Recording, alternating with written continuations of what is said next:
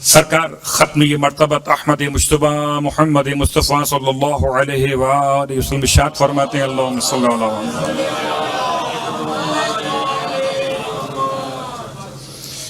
فرماتے ہیں جو شخص بھی سورہ تغابن کی تلاوت کرے گا، سورہ کا نام ہے سورہ تغابن. تغابن کا ترجمہ عجیب ہے. آپ فرماتے ہیں کہ جو شخص اس کی تلاوت کرے گا خدا اسے اچانک والی موت سے محفوظ رکھے گا.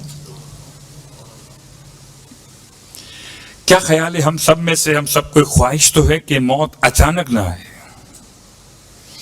کیا خبر کچھ کہنا ہو رہ جائے، کیا خبر کچھ سننا ہو رہ جائے، کیا خبر کچھ لکھنا ہو رہ جائے، کیا خبر کسی سے ایکسکیوز کرنا ہو رہ جائے، کیا خبر اپنے عقیدے کی اصلاح کرنا ہو اور رہ جائے. اچانک والی موت اچھی نہیں ہے. اگر آپ چاہتے کہ موت فجعت، موت اچانک واقع نہ ہو، تو سورہ مبارکہ تغابن کی تلاوت کیجیے. بہت لمبی نہیں ہے، صرف 18 آیتیں ہیں. اپنی تعقیبات میں سے شامل کیجیے تاکہ ہمارے اس بیان سے عمل کی حد تک بات مکمل ہو جائے. سورہ تغابن. سورہ تغابن کے لفظ کا ترجمہ کرتے باقی باتیں انشاءاللہ کل. تغابن کیا ہے؟ تغابن ہے ہار اور جیتنے کا دن، ہارنے جیتنے کا دن. یوم تغابن قیامت کے ناموں میں سے ایک نام ہے تغابن.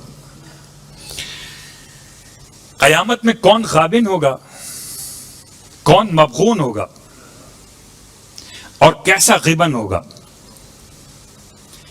ایک غبن یا غبن اردو لحاظ سے ہوتا ہے. غبن کہتے ہیں نمبر 2 کام کرنے کو، غبن کہتے ہیں مال کے ہیر پھیر کو.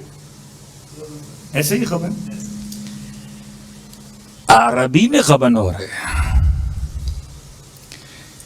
کافر کل ہارے گا، مومن کل جیتے گا. تو قیامت میں کافر کے ہارنے کا دن وہ مغبون ہوگا، اور قیامت مومن کے جیتنے کا دن مومن غابن ہوگا.